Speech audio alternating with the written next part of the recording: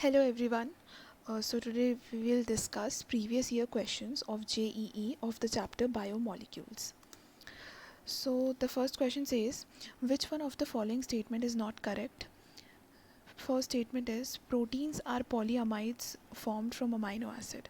So we must know what is the basic structure. हमें ये पता होना चाहिए कि अमाइनो एसिड्स का बेसिक स्ट्रक्चर क्या है. तो अमाइनो एसिड्स ऑर्गेनिक कंपाउंड्स है, तो कार्बन तो हो गई, और नाम में ही पता चल रहा है अमाइनो यानी अमीन ग्रुप होगा और एसिड्स यानी कार्बोक्सिलिक ग्रुप होगा. और एक यहाँ पे हाइड्रोजन आटम होता है, और ये जो आर होता है ये कुछ भी हो सकता है. 20 अमाइनो एसिड्स हैं, 20 के 20 अमाइनो एसिड्स में ये आर अलग अलग ग्रुप्स होते हैं. ठीक है, तो proteins are polyamides form from amino acid, ये स्टेटमेंट बिल्कुल सही है. प्रोटीन्स पॉलीमर्स होते हैं, बायो पॉलीमर्स होते हैं, जो बहुत सारे अमाइनो एसिड्स को मिलाकर बनते हैं. फिर सेकंड स्टेटमेंट है except glycine all other amino acid show optical activity. ये स्टेटमेंट भी बिल्कुल सही है. ऑप्टिकल एक्टिविटी ऐसे कंपाउंड शो करते हैं जिसमें एसिमेट्रिक कार्बन होता है, यानी ऐसा कार्बन जिसके चारों ग्रुप्स अलग अलग हो, चारों वैलेंसी अलग अलग ग्रुप से सेटिस्फाई हुई है. तो ग्लाइसिन एक ऐसा अमाइनो एसिड है जिसमें ये जो आर है ये हाइड्रोजन होता है, यानी कि इसके दो ग्रुप सेम हो गए, एक ये हाइड्रोजन एक ये हाइड्रोजन, इसलिए ग्लाइसिन ऑप्टिकल एक्टिविटी नहीं शो करता. Third statement natural proteins are made up of L isomers. Definitely जैसे हमने ग्लूकोज में भी पढ़ा था, दो टाइप के आइसोमर्स होते हैं, डी और एल आइसोमर्स. वैसे ही अमाइनो एसिड्स के भी दो आइसोमर्स होते हैं, और जिसमें से जो एल वाला आइसोमर होता है वो बनाता है नेचुरल प्रोटीन्स को. Fourth statement NH2 and COH groups are attached to different carbon atoms in amino acid. This statement is wrong. So our correct answer is D, क्योंकि हमने अभी यहाँ अमाइनो एसिड का जनरल फॉर्मूला देखा था, COOH और NH2 दोनों एक ही कार्बन से अटैच्ड है. So correct answer is D. Next question, observation of Ruhemann's purple is a confirmatory test for the presence of. पहला ऑप्शन हमें स्टार्च दिया है, हम एक बार स्टार्च का कन्फर्मेटरी टेस्ट देखते हैं. तो स्टार्च के कन्फर्मेटरी टेस्ट में हम क्या करते हैं, हम लेते हैं स्टार्च, और स्टार्च में हम ऐड करते हैं आयोडीन सोल्यूशन. आयोडीन सोल्यूशन ये ऐड करते से ही हमें पर्पल कलर मिलता है, और उस पर्पल कलर को प्रिसाइजली र्यूमेंस पर्पल कलर बोलते हैं. तो हमें पहले ही हमारा आंसर मिल गया है, वो है स्टार्च. अगर बाकी ऑप्शंस भी हम एक बार देखना चाहें, रिड्यूसिंग शुगर का एक एग्जांपल हम ले सकते हैं ग्लूकोज. तो ग्लूकोज में हम ऐड करते हैं फेलिंग्स रिएजेंट, और फेलिंग्स रिएजेंट से हमको मिलता है रेड कलर. तो ये भी नहीं हो सकता था. अगर हम फोर्थ ऑप्शन देखें प्रोटीन, तो प्रोटीन का टेस्ट हम करते हैं बायूरेट टेस्ट से, जिसमें हमको जिसमें हम एक रिएजेंट डालते हैं, कॉपरस रिएजेंट होता है जिसमें हमको ब्लू कलर मिलता है. तो वो भी नहीं हो सकता था. तो सही आंसर है starch. Next question, what is the number of asymmetric carbon atom present in alpha D glucopyranose molecule. Simply they are asking कि अल्फ़ा डी ग्लूकोज में कितने एसिमेट्रिक कार्बन होते हैं. तो उसके लिए कुछ नहीं है, हमें अल्फ़ा डी ग्लूकोज का बस स्ट्रक्चर बनाना है. तो अल्फ़ा डी ग्लूकोज का स्ट्रक्चर ऐसे होता है, second carbon, third carbon, fourth, fifth and the last carbon. और क्योंकि अल्फ़ा है तो सेकेंड कार्बन पे OH राइट हैंड साइड होगा,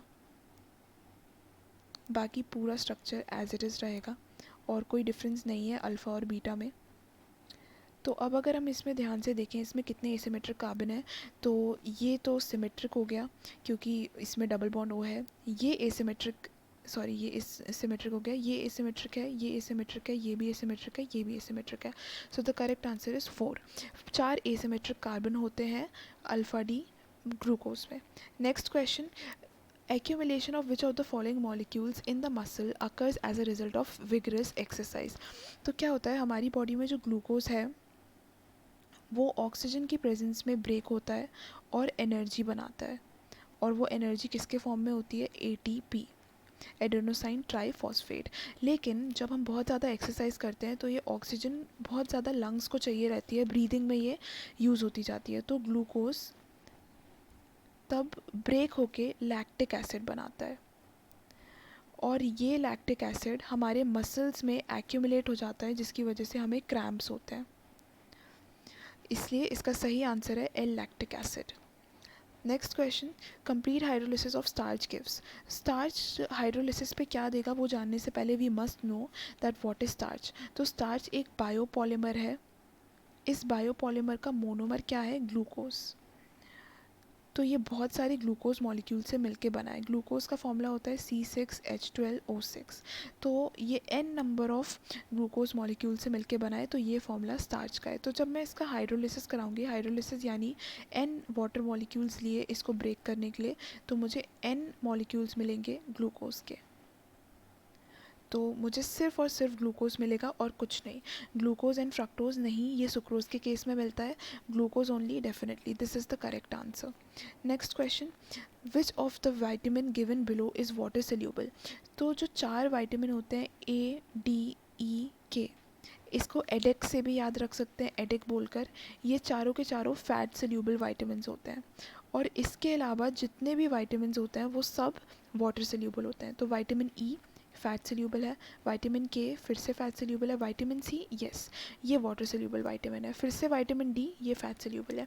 इसलिए कहते हैं कि वाइटामिन सी डेली लेना चाहिए, डेली लेमन या मौसम्बी ऐसी चीज़ें लेना चाहिए, क्योंकि ये वाटर सोल्यूबल है।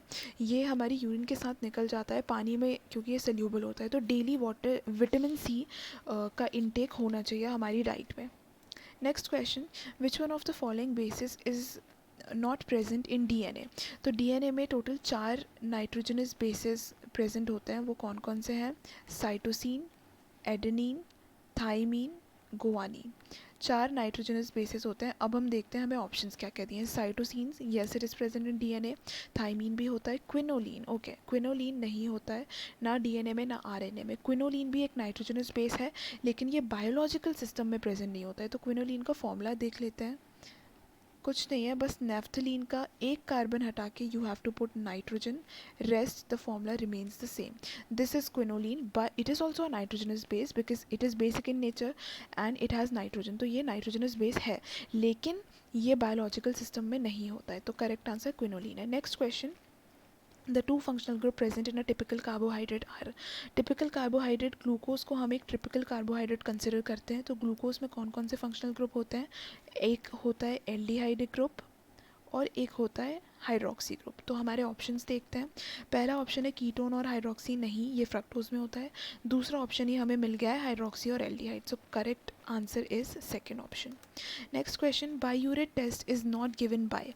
अब बायूरेट टेस्ट होता क्या है? First of all biuret test ऐसे सारे कंपाउंड्स देते हैं जिनमें पेप्टाइड बॉन्ड होता है, और पेप्टाइड बॉन्ड और कुछ नहीं, सिर्फ एक अमाइड बॉन्ड का टाइप है, अमाइड लिंकेज का टाइप है, और अमाइड लिंकेज होता है CONH। तो जितने भी कंपाउंड्स हैं जिसमें ये वाला लिंकेज होता है वो सब के सब बायूरेट टेस्ट डेफिनेटली देंगे। तो प्रोटीन्स, प्रोटीन्स बहुत सारे अमाइनो एसिड्स को मिलकर बनता है। तो जब दो अमाइनो एसिड्स का, एक अमाइनो एसिड का COOH ग्रुप और एडजेसेंट अमाइनो एसिड का NH2 ग्रुप आपस में मिलते हैं, तो इस तरीके से वाटर का रिमूवल होता है और COONH बॉन्ड का फॉर्मेशन होता है। तो डेफिनेटली प्रोटीन्स बायूरेट टेस्ट देगा। कार्बोहाइड्रेट्स नहीं, कार्बोहाइड्रेट्स बिल्कुल भी नहीं देंगे, क्योंकि कार्बोहाइड्रेट्स में दूर दूर तक पेप्टाइड बॉन्ड नहीं है। तो हमें हमारा आंसर मिल चुका है। पॉलीपेप्टाइड्स नाम में ही पता चल रहा है पेप्टाइड बॉन्ड है। यूरिया में भी CONH2 अमाइड ग्रुप होता है, तो उसमें भी पेप्टाइड बॉन्ड है। नेक्स्ट क्वेश्चन, द प्रेजेंस और absence of hydroxy group on which carbon atom of sugar differentiates RNA and DNA। तो RNA और DNA दोनों में पेंटोज शुगर होती है। DNA में भी जो शुगर होती है उसको कहते हैं डीऑक्सीराइबोस, और RNA में जो शुगर होती है उसको कहते हैं राइबोस। तो अगर हम इन शुगर के स्ट्रक्चर देखें तो ये फर्स्ट कार्बन है, second carbon, third carbon and this. तो जो डीऑक्सीराइबोस है, इधर OH होता है, इधर H होता है, यहाँ पे H, यहाँ पे H, OH, H and CH2OH। ये स्ट्रक्चर होता है डीऑक्सीराइबोस शुगर का। तो अब राइबोस का क्या होता है? ये भी पेंटोज शुगर है, 5 कार्बन से बनी हुई है शुगर। इसमें भी ऐसे यहाँ पे ग्रुप्स होते हैं, यहाँ पे OH होता है सेम उसकी तरह, बस डिफरेंस आता है सेकेंड कार्बन पे। क्या डिफरेंस आता है? यहाँ पे H के साथ साथ एक OH भी होता है, और यहाँ बाकी फिर पूरा सेम एज इट इज़, और कोई डिफरेंस नहीं है, बस सेकंड कार्बन में छोटा सा डिफरेंस था। तो हमें हमारा सही आंसर मिल चुका है कि सेकंड कार्बन पे डिफरेंस होगा। Next question, which one of the following statements is correct? All amino acids except glutamic acid are optically active, wrong. Except glycine, सारे के सारे ऑप्टिकली एक्टिव होते हैं। क्यों? क्योंकि ग्लाइसिन में जो आर ग्रुप होता है, जो हमने पहले स्ट्रक्चर देखा था, वो हाइड्रोजन होता है, तो वो एसिमेट्रिक कार्बन नहीं बनाता है। बाकी सारे ऑप्टिकली एक्टिव होते हैं, 19 के 19 ऑप्टिकली एक्टिव होते हैं। All amino acids except lysine are optically active. Wrong, lysine और ग्लाइसिन में कन्फ्यूजन हो सकता है, but glycine is the correct answer. Glycine है जो कि ऑप्टिकली इनएक्टिव है। All amino acids are optically active, again wrong, glycine exception है। तो करेक्ट, जो इसमें से करेक्ट स्टेटमेंट है वो ये फोर्थ वाला है कि ग्लाइसिन के अलावा बाकी सब के सब ऑप्टिकली एक्टिव होते हैं, सिर्फ ग्लाइसिन ऑप्टिकली इनएक्टिव होता है। Next question, synthesis of each molecule of glucose in photosynthesis involves. तो ये डायरेक्ट आपको मगअप करना है। 18 मॉलिक्यूल्स ऑफ एटीपी लगता है। फोटोसिंथेसिस जो ग्लूकोज बनता है उसमें 18 मॉलिक्यूल्स ऑफ एटीपी रिक्वायर्ड होता है। Next question, the change in the optical rotation of freshly prepared solution of glucose is known as mutarotation. तो जो म्यूटा रोटेशन का कंसेप्ट है ये पहली बार ग्लूकोज में देखा गया था। तो बेसिकली म्यूटा रोटेशन का कंसेप्ट ऐसा होता है कि जो ग्लूकोज है वो दो फॉर्म्स में एग्जिस्ट करता है। एक फॉर्म होता है अल्फ़ा फॉर्म, एक फॉर्म होता है बीटा फॉर्म। तो अल्फ़ा फॉर्म कुछ डिग्री ऑफ रोटेशन देता है और बीटा फॉर्म कुछ डिग्री ऑफ रोटेशन देता है। प्रिसाइजली बोलें तो alpha form 112.2 degree of rotation देता है और beta form 18.7 degree of rotation देता है, ऑप्टिकल रोटेशन।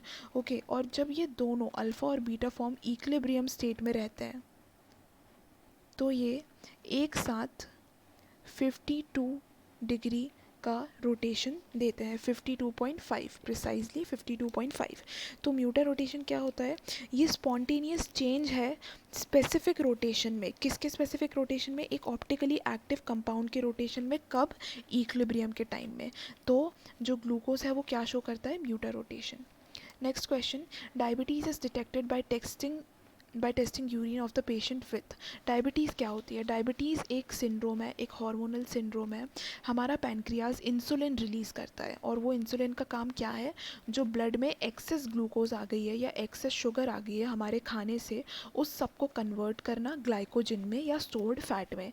लेकिन जो डायबिटिक पेशेंट्स होते हैं, कुछ ऐसे लोग हो जाते हैं जिनमें ये हार्मोनल सिंड्रोम हो जाता है और उनकी बॉडी इंसुलिन नहीं बना पाती है, उनकी बॉडी इंसुलिन रेजिस्टेंस हो जाती है। तो जब वो इंसुलिन नहीं बना पाती है तो ब्लड में शुगर की जो वॉल्यूम है वो बढ़ती जाती है। तो वो यूरिन में भी निकलती है और जब वो यूरिन में निकलती है तो उसी से हम टेस्ट कर सकते हैं अगर यूरिन में शुगर प्रेजेंट है, अगर यूरिन में ग्लूकोज प्रेजेंट है तो वो पेशेंट जो है वो डायबिटिक है, उसको डायबिटीज़ है। तो ग्लूकोज को टेस्ट करने का सबसे अच्छा टेस्ट कौन सा है, इन चारों ऑप्शन में बेनेडिक्ट्स टेस्ट। तो Benedict's test is our answer. Next question, the commonest disaccharides has the molecular formula. We can clearly see C12H22O11 commonest formula है, सुक्रोज हो, माल्टोज हो, लैक्टोज हो। C12H22O11 commonest formula होता है एक डाइसेक्राइड का। डाइसेक्राइड क्या होता है, दो मोनोसेक्राइड्स को मिलके जो बनता है। Next question, consider the following reagents, bromine water, Tollens reagent, Fehling solution.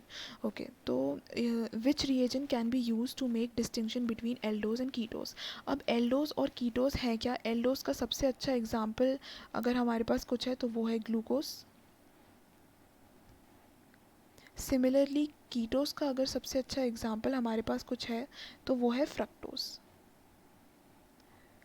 तो अगर हमें ग्लूकोज और फ्रक्टोज को आइडेंटिफाई करना है तो ग्लूकोज में होता है एल्डिहाइड ग्रुप, फ्रक्टोज में होता है कीटोन ग्रुप। तो आपको लग रहा होगा फेलिंग्स और टॉलेंस रिएजेंट जो है ये एल्डिहाइड ग्रुप को आइडेंटिफाई कर लेते हैं तो हम ये रिएजेंट्स यूज़ कर सकते हैं, बट नहीं।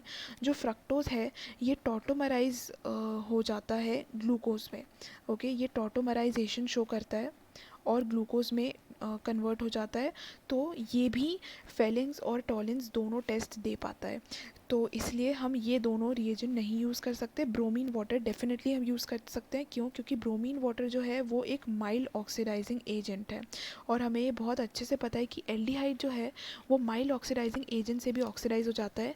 लेकिन कीटोन बहुत विगरस कंडीशन में ऑक्सीडेशन शो करता है और वो विगरस कंडीशन क्या होती है, वो विगरस कंडीशन होती है एक बहुत स्ट्रॉन्ग ऑक्सीडाइजिंग एजेंट यूज़ करना और पोपॉफ्स रूल के अकॉर्डिंग इसका ऑक्सीडेशन होता है।